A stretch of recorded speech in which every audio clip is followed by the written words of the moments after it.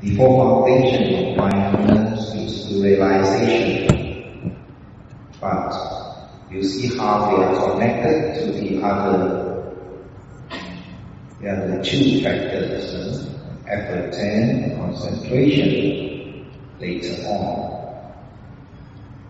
Tonight I'll be talking a bit of the Abhidhamma aspects of the mindfulness and what is this mindfulness? Some of you have been meditating for some time, a couple of years. Could you recognize mindfulness? You say, I know this mindfulness, I can feel this mindfulness, I can experience this mindfulness. So can you experience this mindfulness? It's very subtle. There's other factors that can sometimes experience quite well. Like when you are greedy, when you are angry, you can feel quite well. You can feel you're very angry and yes, I can recognize you. But mindfulness is so subtle. So subtle. And how could you recognize mindfulness? And in this sati, Sampadetha, mindfulness, clarity, when your mindfulness becomes strong and your mind becomes clear, and then you start to recognize, I'm mindful. Today I'm mindful. Today I can see or perceive my rising and falling. Perceive from the mind, from the eyes. Eyes cannot perceive the mind. So the mind can perceive the rising and falling each moment very clearly. So it is called clearly comprehended, but with sati.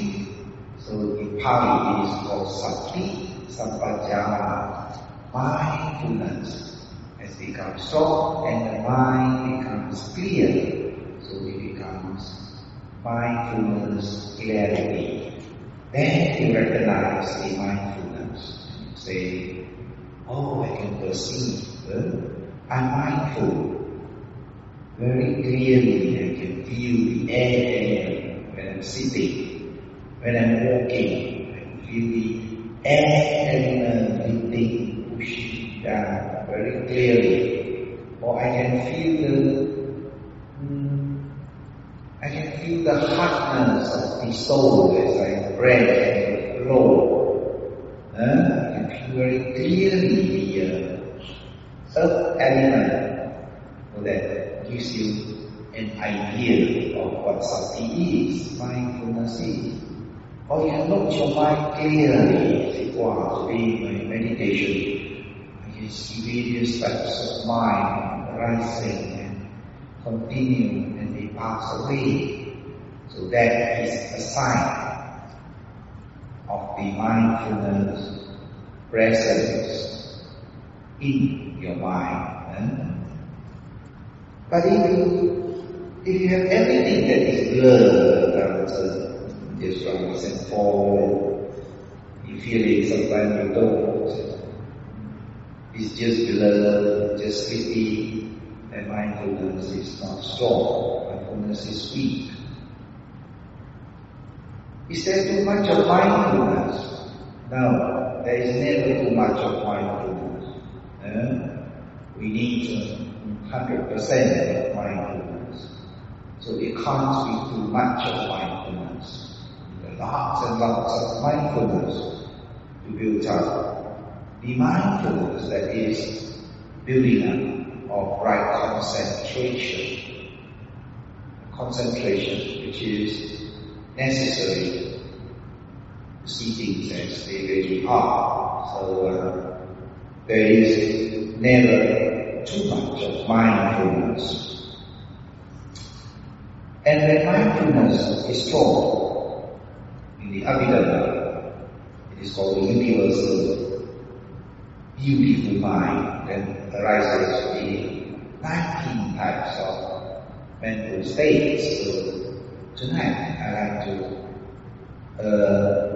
go through briefly what are these beautiful mental states that follows the mindfulness. When it arises, when there is mindfulness, it pulls up these other 18 types of mental factors or mental states. Pali, you call it cittasikas. So the mind always arises with these four together. Citta, rupa. That means to say, it arises with mental states. Mind must always have this mental state, and it must have this consciousness. So, if this mind type arises by way of seeing, so it arises with the seeing of hearing, it arises with the hearing, then it falls away, and then another groups of mental state arising with smelling, with seeing. So they must arise with the same base of consciousness, and the same consciousness, they must have an object by external object and one internal, and they arise together having the same base, having the same consciousness, with the seeing, smelling, tasting, touches, and they die together. So these are these four things. They arise together, they die together, and that state of mind is no more. Then another state of mind arises depending on, again, other consciousness. So sati, mindfulness, can arise by way of seeing, smelling, tasting, touching, or thinking. Right? Mindfulness can arise. But in the case of our core foundation of mindfulness, we arise by way of perceiving mind, feeling, body, and Dhamma. Alright? Now what is these 80 types of mental states that arises with this mindfulness? They are called the universal beautiful factors. Now faith, for example. Faith. When this sati, mindfulness arises, there is this confidence of doing good. Now in this case, when we meditate, we have this confidence that now this is it, the rising and the falling. Mind should stay from this rising and falling, so that there is this mental state of faith arising. The mindfulness pull up this faith. If there is a non-belief, then mindfulness is not there. Now if the mind thinks that I sit here, what do I get? Is this rise and fall? Is there really something there? Is there really leading to realization or wisdom? So there is no mindfulness there. So at that moment, there is no faith. Mindfulness pulls out the faith. Now, I'm only speaking in terms of one example, because we can have so many types of different examples. Sometimes mindfulness is the predominant, faith is the predominant, not mindfulness, and it is the faith that moves up. The faith that is the predominant, the fast horse that keep on running, and the mindfulness is followed together as faith runs. That's how the cettasikas, mental state, works. It's very interesting. If you are able to look into the mind, and sometimes you are able to figure out or experience such types of mental states. It pulls up faith, it pulls up the shame and fear of wrongdoings. Now in this case, of course, the mindfulness is belonging to the precepts. When you want to scream, you want to scream and shout and curse and scold and do things that is wrong, that is without sati. But when there is mindfulness, then when it arises, there is these two factors, mental states that follow as well. And the mind says, oh, I should not do that, it's very shameful. I should curse and swear or say foul languages, but that is unseemly, that the wise is censored by the wise. People hear that and will laugh. So there is a shame, there is this fear of consequences. That if I do that, I might lose my job, I might suffer consequences. I will be doing unwholesome action, and I will suffer because of this action, whether it is verbal or it is body action. Right? Now there's this story, a very interesting one about this lady, there was this group of monks and came to her village, and she went to receive the monks and said, could you please enter your rings in my house so that I can take care of you? And so the monks agreed, because they're quite a nice place for the monks to reside, to practice. And so the monks accepted, and the monk was practicing, and these ladies said to the monks, you bring food, you bring medicine, you bring whatever are necessary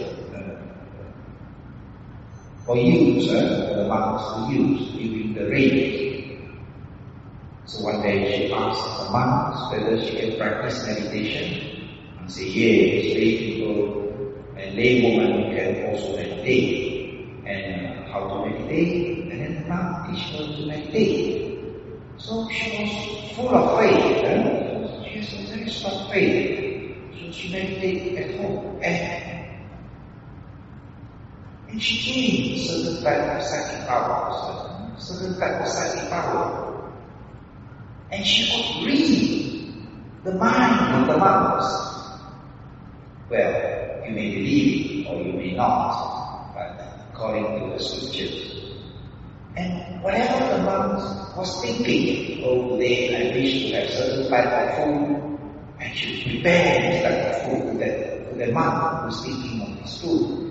And the monk will say, oh, perhaps I have no soap. Example, I have no soap. I finished my soap. Or washing powder. If only I could have washing powder. And she prepare the washing powder and hand it to the monk. So this monk who is having these thoughts. And the monk starts discussing among themselves. It's so strange. Whatever I think, this lady gives me what I want. And the other one says the same thing. Oh, I had the same experience. I was thinking of certain food, and there it was. It's food given to me. And the monk was starting to shake, and had fear and shame. He said, oh, we must not think all sorts of nonsense. This lady would read our mind. If we will think nonsense things in our mind, it is indeed most shameful, unbecoming of a monk. The lady is serving us with such respect, giving us whatever we want. And if we don't really take care of our mind, then indeed it is very shameful and full of consequences. this lady is able to read their mind. And so they become, these monks was having this fear of shame. And so they practice mindfulness. They start to be very mindful of their thoughts. Whenever these thoughts, unwholesome thoughts arises in their mind, they say, oh, must not entertain these unwholesome thoughts. It's very good. So they at once stop these unwholesome thoughts. And every of these monks who are there taking reins to support, become very mindful.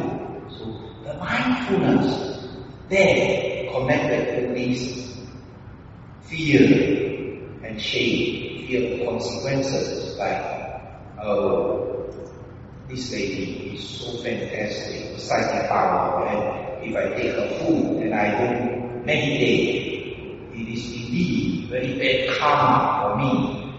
Struggle, keep looking into their mind, make sure that they don't have unwholesome thoughts, and they attain enlightenment.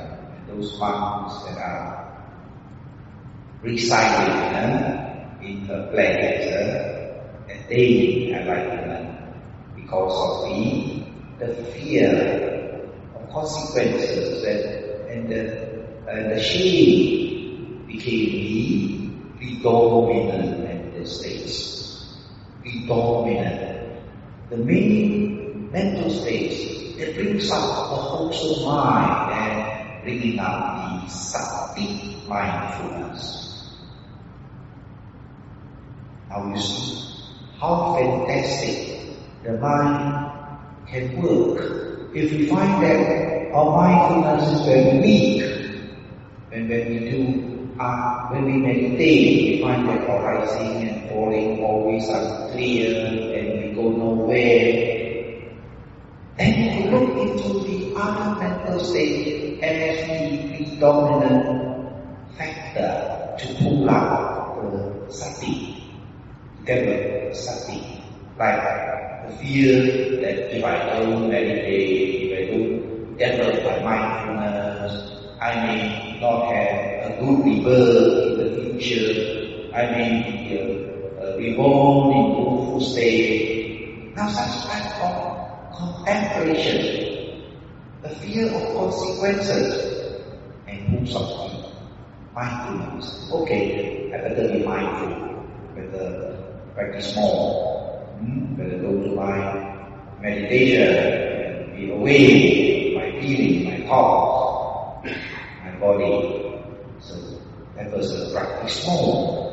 That person, that yogi, that meditator, practice more.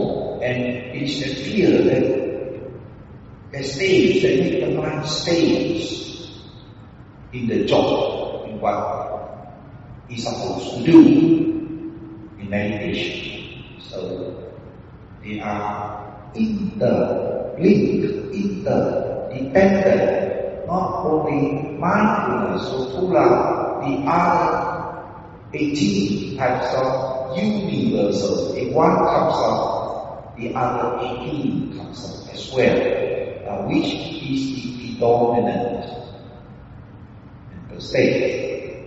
Now in this case, in this talk, I'm talking about the mindfulness as the predominant. When you develop strong mindfulness, then your precept becomes strong. Why does your precept become strong? Because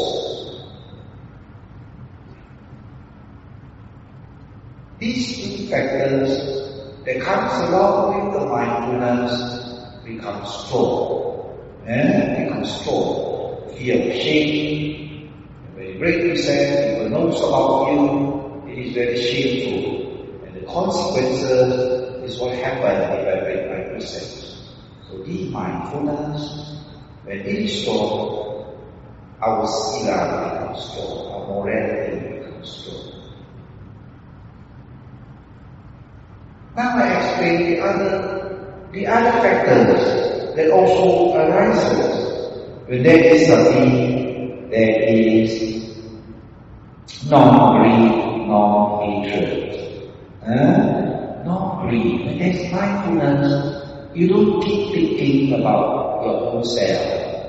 Attachment. Say, I want this, I want that, why people don't give me this, don't give me that, why I do so much good, they don't appreciate, they don't thank me. Attachment is strong. There is no sati, there is no mindfulness. But when there is mindfulness, it moves back to detachment mind, non-attachment mind. That is why when mindfulness arises, one could give, because there is no greed there. You're mindful. I have, he do not have, so I share what I have. Mindfulness. It's mindfulness. So if it arises, then there is this giving, there is this keeping of precepts, there is this practice of meditation, and there is mindfulness. Oh, I don't meditate for so long. For 2 weeks I have to do any sitting, so I better start sitting again. Otherwise, my mind becomes, how would you say, my mind becomes unmindful. So this mindfulness brings up the wholesome states. When mindfulness is there, it pulls up the remembrance that of wholesomeness, the other types of cittasitas, mental states of non-attachment. The mindfulness arises. Why do I crave so much? It is bad, it produces so much anxiety and stress. Okay, I don't want to have so strong craving. So mindfulness arises, then it arises with the non-craving. So instead of strong craving, always thinking of oneself, then it thinks of others. Then why sometimes when we only think about our own self, we become very depressed and dissatisfied because we keep thinking of the things that we don't have, we can't have. We keep thinking, why can't I have this, why can't I have that, why people oppose me, why don't they give it to me? We keep thinking about that and become very angry and frustrated. I suppose the mind will say, okay, I will go out and help others who are less fortunate than I am. As this sati arises, mindfulness that arises in giving of services. So there is sati, there is mindfulness. At that moment, when arises is non-attachment mind. So either way, the mindfulness pulls out the non-attachment mind, mindfulness pulls out the loving kindness mind, the caring mind. So when we say that we practice loving kindness meditation, it means that we practice the mindfulness, awareness, the awareness of loving kindness, because they come together. Only whether we want to develop that loving kindness. If we don't develop that loving kindness, then that mental state is not strong. It is not strong. Whenever there is mindfulness, there is this kindness, not harming others. Mindfulness arises. There is this helping others, caring for others, but they are not strong because the loving kindness is not the predominant cittasitas, mental states. Now, if this loving kindness becomes the predominant mental state, it moves up and it arises. Mindfulness automatically follows together, and the caring becomes the leading mind. Say, this guy or this lady or this woman is so compassionate, is so full of loving kindness. Why do we say that? Because it becomes predominant, it becomes very strong, it becomes the characteristics of that person who develops his loving kindness and compassion. Right? Mindfulness is needed to develop this kindness and compassion. If mindfulness is absent, loving kindness and compassion dies. It cannot grow, it cannot become strong, it cannot develop. In the absence of sati, mindfulness. So you could see the importance of mindfulness. Mindfulness is so important in the development of concentration. Without mindfulness, the beautiful mind, beautiful wholesome mind could not exist. And some say that mindfulness is not important. Concentration is important. Concentration is to enlightenment, not mindfulness.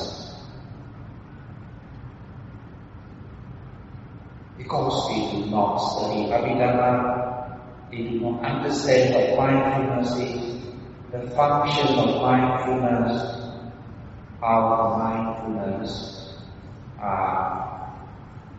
is important in this development of concentration. So therefore, we have this mindfulness, we have concentration, and in between we have the efforts to remain the mindfulness. So, what are the mental states that comes together with the mindfulness? Then we have the neutrality of mind. Now in this sense, we call it mental balance. Whenever mindfulness arises, the mind is very balanced. That is when we have this balanced mind that we can do wholesome things. We can think clearly that this is good to do. We ought to do it. If we can, and we do it. Because we have this balance of mind. We think with a balanced mind. But if we think with a non-balanced mind, then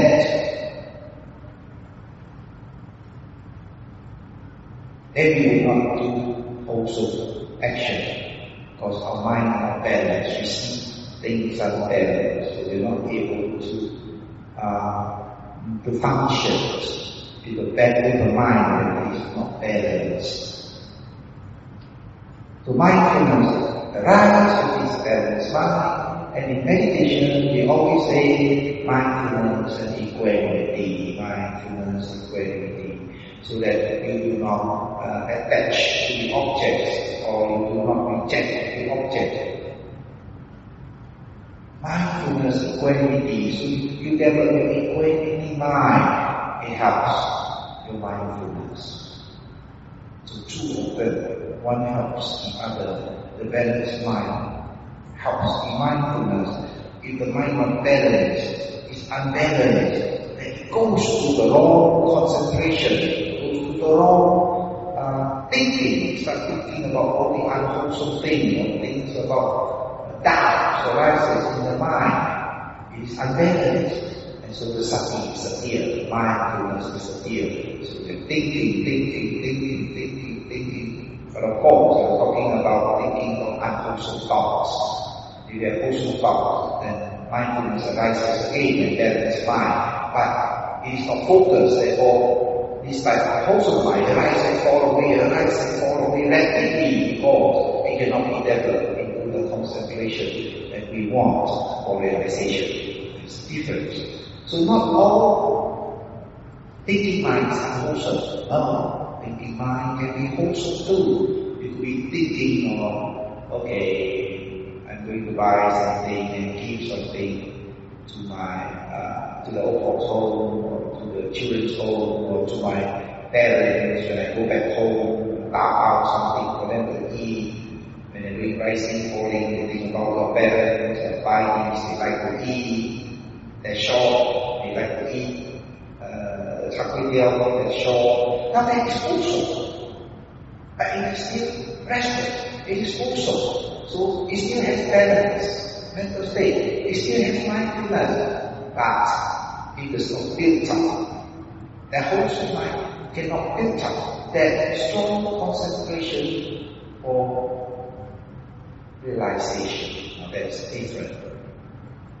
So we will not bother so much of this type of mind, so we call it, restless mind, restless mind, restless mind. We just don't bother even the wholesomeness that arises in this restless mind, and we do not bother too much because it is not strong, it will not be strong, and it is not us.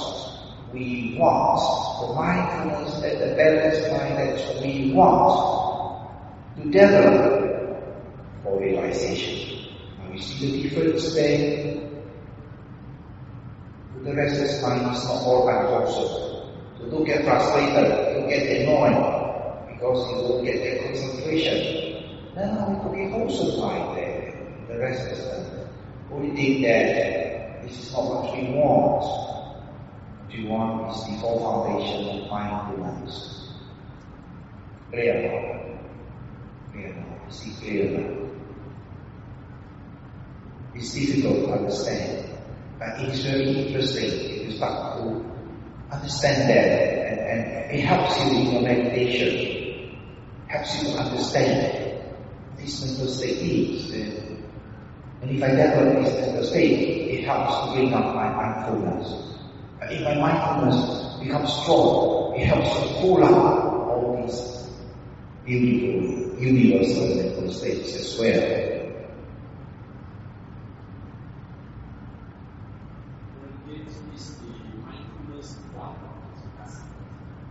Is the mindfulness one of the others? Yes, Cetasikas. They are one of the 19 beautiful Cetasikas. Yes. And that is this Cetasikas, mindfulness, arises because of the other 18, which I'm trying to explain the connectivities, how they connect. Like a group of good friends, when you want to go somewhere, they say, come, let's go together, they're so close, they're so good friends. It is like when the king goes, the security guard will always go. Security guard go, and government servants will go with him, and sometimes other important position, of course, the most important is security guard, the army goes to him, but they always go to him, when the king goes, they follow. Now it is like these 19 type of Cetasikas. When you start the engine, when the engine goes, we press the petrol, the other function, they must function. If they don't function, anyone is missing, the engine dies. They must function. You switch on. When you switch on the engine, the other starts to function. The petrol starts to zoom. You don't move the car, you start consuming petrol. It must function. It doesn't consume petrol, the whole engine dies. So all these parts start to function. You start. So there are few parts in the car that starts to function. Now the same way as the sati, mindfulness. When you meditate, rise, see, while you do not realize the other 18 is all there in your mind. The only thing is, have you developed them? If you have developed them, then it becomes strong, it becomes predominant. So when sati is strong, our sila is strong, our morality is strong. Because without sati, there will be no morals, there will be mindfulness, there will be no precepts. There will be no precepts because you don't remember to keep them. You break them, you don't remember to keep them. So when you meditate, it's important. Why is it important to meditate? Sometimes people say, no need to meditate money. You just listen Dhamma enough already. Yeah, listen Dhamma or Sati. But is it strong enough? Is it strong enough to keep on arising? Don't say, no need to see that. But it's important to see, because when you see, you build up a lot of Sati for mindfulness. Goes away when you back, goes away when you back, because it's going to help you. Sati, mindfulness that you have there is going to help you in many other aspects of your training. So, balance of mind, and it has this pasadi, this tranquility of mental body and tranquility of consciousness. Pasadi means like the calmness, where we have wholesome mind. There is a degree of calmness. Only thing is the pasadi is not strong. So we need to have a lot of mindfulness develop, increase our mindfulness and make our mindfulness strong, then pasadi becomes strong. And you feel that certain calmness and peace, a certain day, you say, wow, my mind is so peaceful. I is not disturbed at all. I feel so peaceful. And that is that pasadi. In other words, you have train your mindfulness. Mindfulness and become strong to a certain level. Now you experience these cetasikas, these mental states called pasadi, calmness, tranquility, or peacefulness mental states. Now these are real mental states. Only thing is, it is a mental state that is abstract. You can't see with your eye, you can't feel with your body, you can smell, taste, and touch with your body. But you can only feel it with your mind. So it is difficult. But if you really develop it, you can really feel it with your mind. And you say, I feel peaceful today. Or I feel joyful today. An outcome of the peacefulness. We feel joyful, certain type of joy improves us. The joy, we call it associate mental state. Joy is not in the 19, but because you have developed the peacefulness, improves us the joy. And joy is another group of cetasikas. Mental factors. Now we see how fantastic Abhidhamma is. The Buddha will dissect the mind piece by piece, explain them one by one, explain them those that can join together, those mental states that cannot join together. They are opposing. You have one, you can't have the other, because they are not the same family.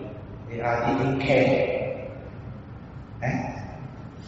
Different camp, DAE and Barisan. They can never get together. One say yes, other say no. They never agree. They can't agree. They must not agree. They never agree. That's why they are opposition. If they agree, they don't go opposition to the Barisan. They have this phenomena. Buddha says, Citta Niyama, the phenomena of the mind. These are all phenomena. Nobody created that. It's just this phenomena, your body, mind and body, and they are like that. If you develop one, the other one comes out. They are like that. And once you understand that, then you know which one to develop. Which one you need to develop. Doing other aspects of Dhamma, which I talked about, the 7 factors of enlightenment, this and that, Buddha says these are necessary to develop, because they lead to enlightenment. Based on all who cover, and I don't want to rush to it, because I want to give you more time to digest, slowly digest, because it could be helpful for your practice. It could be helpful for your practice, for your meditation, to understand deeper, more into your mind, so you understand your mind how it works. Otherwise, you could be meditating, rising, falling after 10 years, and people ask you, also meditation like that, 10 years also like that. So then you could explain to them, oh, see, my mindfulness, there are times when it is strong, then my pasari arises. Then they look at you and say, wow, wow, you really know your stuff. You really know your meditation. You can explain, and people become interested in meditation. Because, wow, with mindfulness, this happened, that happened. No five mindfulness, nothing happens. Right? So, it could help you. It could help you explain. Like I say, when you know more than others, try to share what you know with others. Don't keep it all for yourself. Try to spread. Now, this is what I'm trying to do. A great part of my life as I practice, experience more and more in theory and in practice and experience, and I share right now. So you should do the same. Don't wait until you're arhat. Sometimes people say, oh, you can't teach, you have to be arhat before you teach. Now, if everybody wait for arhat to come, then nobody will be able to meditate. Arhat, what happened? They stay in the forest, in the cave. Nobody goes to the forest and cave to find them. Right? We can't do that. If we go there, so we don't know they're arhats or not. So we learn what we can.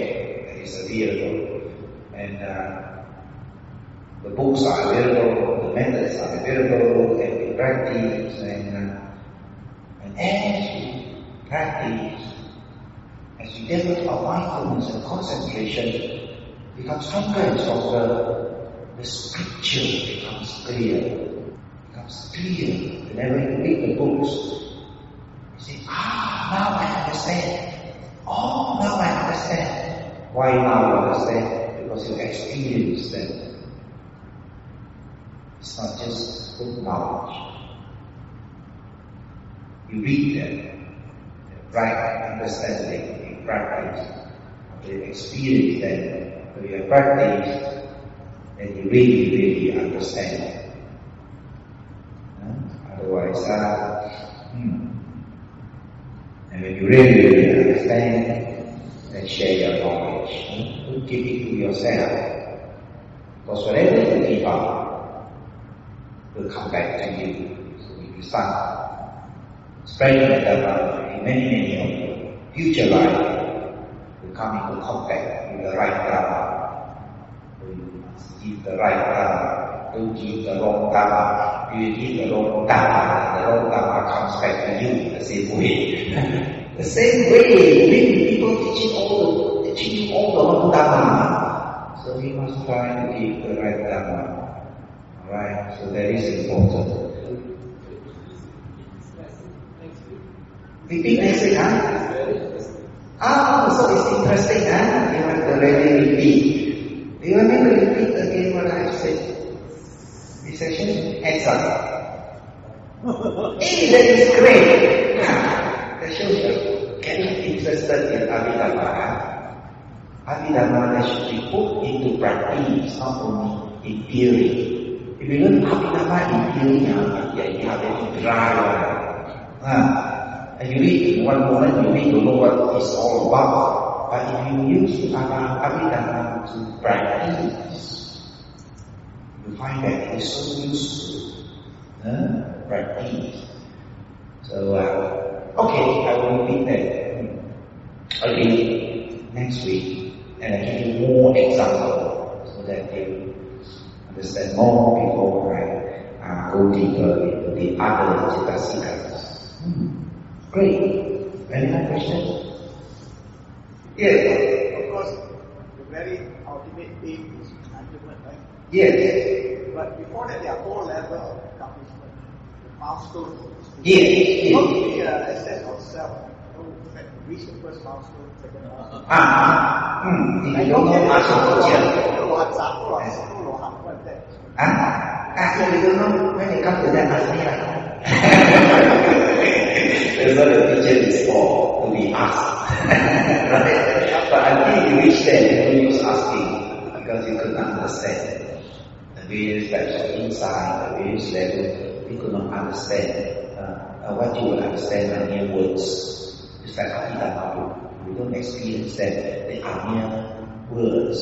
But if you understand how fantastic, how fantastic, it's Abhidhamma. If you experience that, right? So you cannot describe that. Describe our words, not the real thing. It's the finger pointing to the moon. Description is all about finger, not the moon. Not the real thing. Instead of describing the moon, start describing the finger, because he cannot see the moon. He can only see the finger. And what he describes is 100% wrong, because it's not the moon. He said, look, the moon, it is like that. What is like that? Oh, it is like the road. Because you see the finger, not the moon. The real thing is the moon, you can't see. You have never seen. But what you see is the words. The words are mere figures. There's no use to describe. You get confused. When you learn Abhidhamma, experience it, then only you describe. Because you know it. See? Right? So, when you got all the stages that you know. Any question? Yes. Currently, early on you were saying that mindfulness is part of 19 jitas. Yeah, beautiful, universal jitas. Is the mindfulness the place or is the leader of the 19? Not necessarily. That's what I say. The leader. Now let's say, the football field. You see, the one that is near the net, the goalkeeper is the one that normally scores the goal. Always from the other side, pass to the one that is the scorer. They call him the scorer. And yet, it is not always the scorer who scores the goal. Sometimes the middle one will run to the net and he scores the goal because the scorer is nowhere to be found. It's somewhere else. It's not near to the ball, so he can't score the goal. So he has no choice to score the goal. So the same way, the 19 beautiful mental states. It may not be the mindfulness that's always scoring the goal. Sometimes the other one becomes predominant, like the loving kindness, very strong. When it comes to Sati, mindfulness must come with mindfulness. Because no mindfulness, there will be no loving kindness. But the loving kindness is scoring the goal. The moment the object touches, the moment he looks and see the object of suffering at once. Oh, the bird, somebody shoot it down. I can help. You see, the loving kindness arises because he developed loving kindness, so it becomes the goal. But if you just develop the mindfulness of the Satipatthana, different, the Sati that arises, see, anyone, because there is no loving kindness. It's not developed, the loving kindness is not strong, but your vipassana, your wisdom, mindfulness is strong. Whenever you see the bird,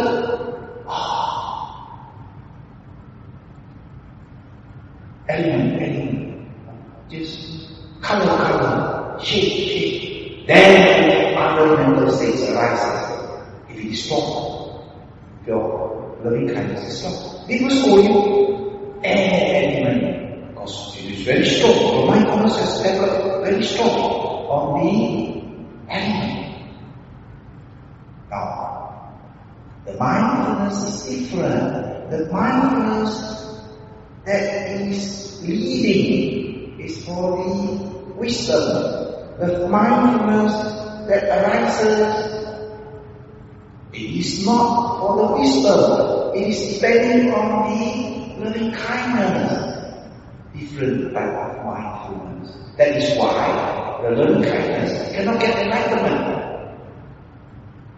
Because it is just the kindness that comes with the peace of mind. So it has stronger pasali, it has stronger pasali because the loving kindness develops very strong calmness and associated joy arises. Vipassana has joy.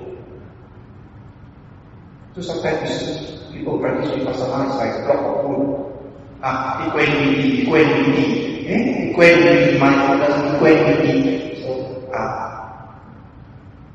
the practice on mindfulness, on loving kindness is great, it's good. So we have 15 minutes, 35 minutes of loving kindness, and stage the rise and fall to balance the mind. I like people say this guy has no feeling on. But got feeling! Equanimity and mindfulness. Equanimity is feeling. It is everything about it. It is feeling. Equanimity is feeling. It's a kind of feeling. Yes. Right? But the loving kindness produces very strong feeling of joy for yourself, for other people as well. Because it is friendliness, it is kindness. Hi, are you well? Are you free? Let's go a cup of coffee. But mindfulness, we look into the mind, going to be greediness. No attachment. No attachment, don't too much. Away. You see, the mindfulness is different, the practice is different. You see, the mental states we develop is different type of mental state. Even though mindfulness is the same sati, but the development is different, not to mix with other types of mental states that has strengthened. People to find, yeah. You need more talks, next week. Yes, next week I'll explain more and more. Yes. Does that mean that the 15 mental states can only arise with mindfulness? If there's mindfulness. Then I think any one of them arise, mindfulness must arise. Because they are good. They are good. But the other one is the healing. They put some on mindfulness. You mean mindfulness first, then? No. They go up together. One is the leader. You have 19 friends. Sometimes this guy want to go for dietary, but the other doesn't feel like dietary. As he goes, the other follow. It's like a group and he says, let's go for Ujjatai. I don't like to eat roti cantai now. I don't feel like roti cantai. But because he's the leader, A now is the leader, everybody follows A. Other than no opinion. He only got strong opinion. Let's go. Everybody go. You know? But you see what? Very strong opinion. No lah. One roti cantai, very bad cholesterol lah. Let's go for cucuk. If he got a very strong opinion, he goes, cucuk, and everybody, okay lah, cucuk this fellow got no voice already, can you speak lah, roti cantai got cholesterol, so everybody follows it. So the 19, the group, that one of them becomes strong, the other follow, and the phenomena, the consequences is different. If loving kindness is strong, then the meditation is on the loving kindness. I think wisdom meditation become weak because it is not developed on the four foundations of mindfulness. This one is developed on peace. may all beings, may my loved one, may me, may they last, not southwest direction. Is never of being. Learning helps different type of practice. So our mental states become different. When we develop our cetasika, mental state become different phenomena. The result of these mental states that we develop become different. So it does not mean that mindfulness is the one that always pull out.